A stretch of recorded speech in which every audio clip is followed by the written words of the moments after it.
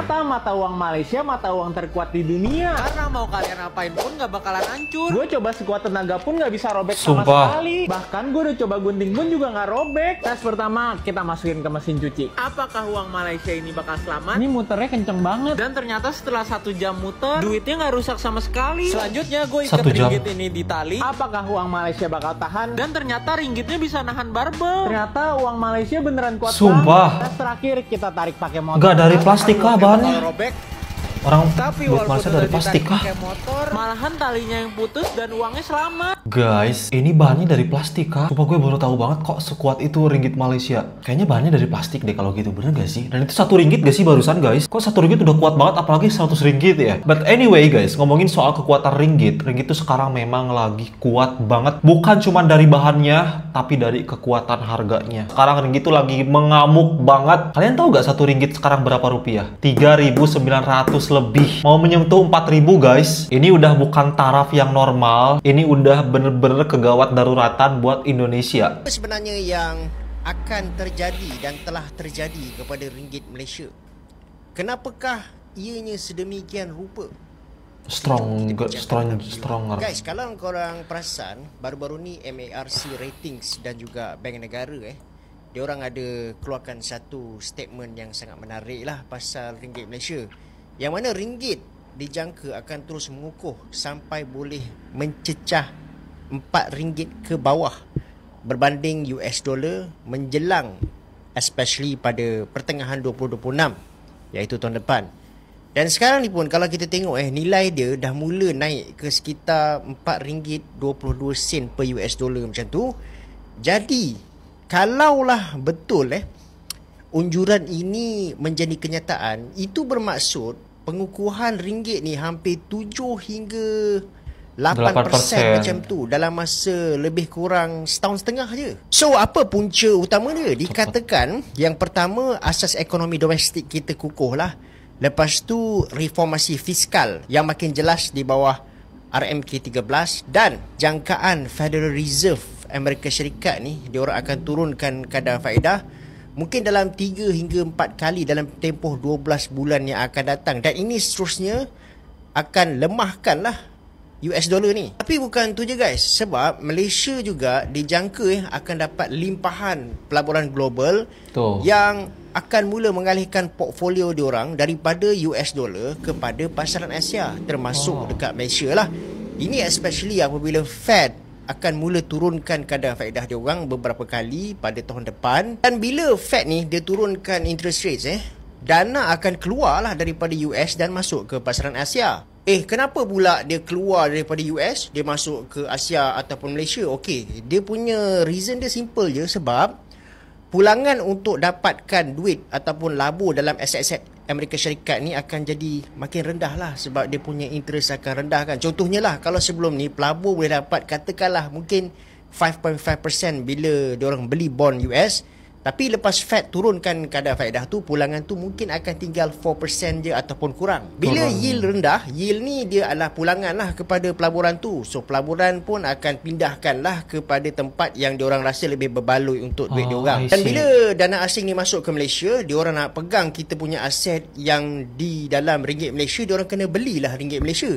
Jadi permintaan terhadap ringgit Malaysia itu pun akan naik, dan juga dia punya nilai pun akan naik sekali. Bener banget guys, ketika satu mata uang itu permintaannya meningkat dan banyak, itu bakal naik juga harganya gitu. Ini kabar baik banget buat kalian sih sumpah, karena dengan harga 1 ringgit mungkin tahun 2023 kalian cuma bisa membeli 3 permen contohnya. Nah sekarang dengan harga 1 ringgit kalian mungkin bisa lebih memperoleh banyak permen lagi. Itu tuh suatu hal yang menguntungkan buat kalian, dan kalian perlu syukuri guys. Gila. Hari ini 1 ringgit 3.900. Hancur bos. Hancur untuk bos. Malaysia yang lihat ini, tak payah tengok video ini sampai habis. Terus je packing barang, lepas tu pergi ke Indonesia. Confirm semua murah. Kenapa sih sampai bisa kayak gini? Ini karena belanja populis yang membengkak. Misalnya, program makan bergizi gratis. Di tahun pertama, program ini berpotensi tembus 171 triliun. Terus yang lain, Kabinet Pemerintah Indonesia yang baru, itu ada 48 menteri, ada 20 wakilnya. Ini udah besar, boros, terus ritmenya juga belum jelas. Selain itu, DPR mau BI ikut ngejar pertumbuhan ekonomi sebanyak 8%. Bagus, tapi ini nimbulin kekhawatiran terkait dengan independensi BI itu sendiri. Jadi apa? Adanya kombinasi defisit yang besar ditambah potensi cetak uang, ini bisa naikin risk premium rupiah. Sebaliknya, di samping rupiah yang melemah, kebijakan-kebijakan yang dibuat di Malaysia buat ringgit semakin kokoh. Misalnya, reformasi subsidi bahan bakar. Bahan bakar RON 95 untuk kelompok T20 akan dicabut mulai pertengahan 2025. Ini bisa menekan defisit tanpa banyak drama. Terus ada juga agenda good governance. Budget di 2025 itu menekankan efisiensi layanan publik dan penguatan lembaga anti korupsi. Terus di samping itu, adanya lonjakan FDI di sektor teknologi. Misalnya di industri semikonduktor, AI, data center. Ini memperbesar permintaan falas pro ringgit.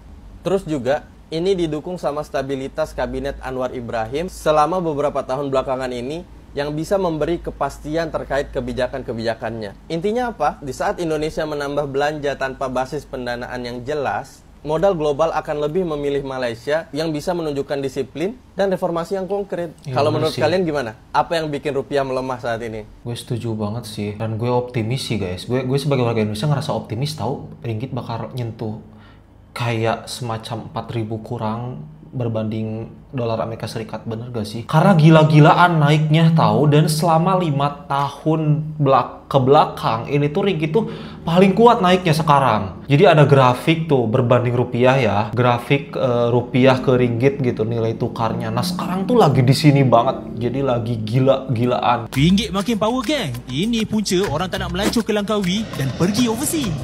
Siapa sangka beberapa bulan lalu $1 bersamaan dengan RM4.75. Sekarang geng, ringgit mata wang terbaik dunia. Mana taknya geng, ringgit perform teruk berbanding 24 negara rakan dagang utama kita.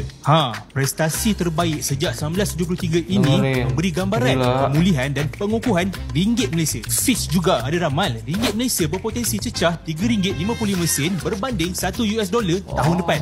Limpahan ringgit ini 2024 bukan hanya bagi gambaran baik buat kerajaan. Berbakul-bakul orang puji. Berbondong-bondong orang kita pergi melancong luar negara. Lagi-lagi hadnya RM127 juta dibelanjakan kat sana. Ni belum lagi yang beratur ramai-ramai nak beli iPhone 16 Pro Max hari tu. Harga iPhone tu maintain ataupun tak berapa mahal, itu semua disebabkan ringgit makin mengukuh berbanding US dollar. Nilai ringgit kukuh sekarang semua memberi manfaat dan kebaikan kepada orang macam kita semua. Orang ramai pula tak takut nak belanja sebab diorang yakin ekonomi makin baik. Bang, ayam gepuk satu bang. Tak perlulah nak catu makanan atau angkat bendera putih macam dulu-dulu.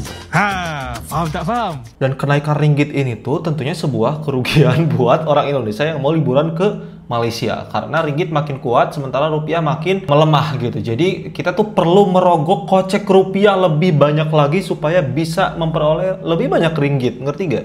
Misalkan dengan 1 juta di 2023, 1 juta rupiah bisa kita memperoleh 120 ringgit. Nah, di tahun 2025 nih contohnya, dengan 1 juta kita hanya memperoleh 100 ringgit. Artinya 20 ringgitnya kemana? Ya hilang karena rupiahnya makin melemah gitu. Sekarang 1 ringgit udah tembus 4.000. Masih worth it gak ya liburan ke Malaysia? Dulu kurs ringgit cuma 3.300 sampai 3.500. Sekarang jadi 4.000. Artinya harga-harga di Malaysia otomatis kelihatan lebih mahal buat turis dari Indonesia. Contohnya, makan di resto biasa 10 hingga 15 ringgit. Itu berarti sekitar 40 hingga 60 ribu rupiah. Dibandingkan makan dengan Jakarta yang hampir sama aja. Total budget 100 ringgit per malam kurang lebih 400.000. Kalau di Jakarta, harga segitu dapatnya juga mirip. Kadang lebih murah di Malaysia kalau yang dekat dengan pusat kota. Nah, buat orang Indonesia, efek buruknya jelas. Liburan atau kuliah di Malaysia jadi lebih mahal. Tapi ada sisi baiknya juga. Misalnya, pekerja migran kita kirim uang ke kampung halaman, nilainya lebih gede dalam rupiah. Dari sisi orang Malaysia, ringgit yang lebih kuat bikin mereka lebih murah belanja barang impor atau libur ke Indonesia. Tapi ada ruginya juga karena wisatawan Indonesia bisa mikir jadi 2 kali buat datang ke Malaysia, dan ini bisa ngurangi pemasukan sektor pariwisata Malaysia. Tapi walaupun kurs naik, Malaysia tetap jadi destinasi value for money karena transportasi publik tertata rapi di sini. Banyak destinasi gratis, misalnya KLCC Park, pasar seni, dan juga Batu Cave. Kuliner halal gampang banget ditemuin, dan tiket pesawat dari Indo sering ada promo juga. Jadi worth it gak ya liburan ke Malaysia sekarang? Menurutku masih worth it sih, asal pintar atur budget. Kalau menurut kalian kalian, dengan 1 ringgit sudah 4.000 rupiah, masih oke gak ya liburan ke Malaysia? Dan menurut gue ini harus dimanfaatin sih buat kalian ayo bondong-bondong ke Indonesia ya, meskipun mungkin kalian udah tahu ya Indonesia seperti apa, tapi ayolah guys berkunjung lagi kita tuh untuk meningkatkan pendapatan pariwisata kita gitu. Dan juga kan lagi mahal banget nih ringgit, jadi dengan kalian mungkin bawa 1.000 ringgit itu udah kenyang banget kayaknya liburan di Indonesia. Jadi ayo ke Indonesia. Karena rupiah sekarang udah lagi melemah banget sih, bahkan udah mau menyentuh 17.000 per 1 dolar Amerika Serikat. Astaga, rupiah mulai melemah dan hampir menyentuh 17.000 rupiah per dolar Amerika Serikat di pasar luar negeri. Bahkan sempat menyentuh angka tersebut menurut beberapa laman berita. Ini adalah level terendah sejak krisis finansial di Asia tahun 98. Jadi mata uang kita semakin melemah dari bulan ke bulan, Rick. Iya benar banget. Jadi Bank Indonesia baru-baru ini ngomongin rencana buat melakukan intervensi agresif di pasar valuta asing demi menstabilkan nilai rupiah. Ini tuh udah mulai mendekati 17.000 rupiah loh. Dan ini udah paling parah sejak tahun 98. Belum lagi ya, Amerika Serikat itu ngasih tarif perdagangan ke Indonesia sebesar 32%. Terus kasus korupsi di sini juga masih banyak yang belum ditangani. Jadi secara nggak langsung, uang gajian orang-orang itu nilainya semakin melemah dan daya belinya jadi berkurang. Gue khawatir banget, ini lama-lama bisa tembus jadi 20.000. Itu sepertinya yang bakal terjadi. Dan itu sudah disampaikan juga oleh Bang Benix di dalam sebuah podcast, bahwa kemungkinan besar Indonesia bakal nyentuh angka 20.000 rupiah per 1 dolar. Sekarang juga udah ada fenomena para pengusaha yang kabur ke Vietnam kan. Bingung banget gue komentarin ini guys. Setiap yang gue reaction tuh kayak kabar buruk aja gitu buat Indonesia. Ya maksudnya bukan gue pilih-pilih kabar buruk ya, ada juga kabar baiknya. Cuman ini tuh mata uang loh. Mata uang tuh krusial banget, penting banget gitu. Dan dibandingin dengan ringgit aja kita udah kalah jauh. Gimana dengan dolar Amerika Serikat? Mau dibawa kemana nasib Indonesia kalau kayak gini ya? Gue jadi pesimis, sorry. Tapi ya, sebagai warga Indonesia yang baik, tentunya gue berharap negara gue sendiri yang sangat gue cintai ini bisa terus memperbaiki ekonominya, menjadikan banyak contoh dari negara-negara tetangga seperti Malaysia, Singapura, Brunei. Negara-negara kecil loh mereka tuh, tapi power banget gitu dalam mengelola sumber daya dan juga kekayaan yang mereka miliki sehingga bisa lebih menghasilkan dan menguntungkan buat negara mereka. Indonesia kapan kayak gitu ya? Intinya kita sebagai warga Indonesia mulai sekarang harus lebih hemat lagi, harus lebih hati-hati lagi dalam berbelanja. Pilih mana prioritas, pilih mana yang benar-benar kita butuhkan, bukan kita inginkan, karena ekonomi kita sekarang sedang tidak baik dan krisis itu sudah di depan mata. Jadi kita harus siap-siap kencangkan sabuk pengaman untuk keamanan kita sendiri guys.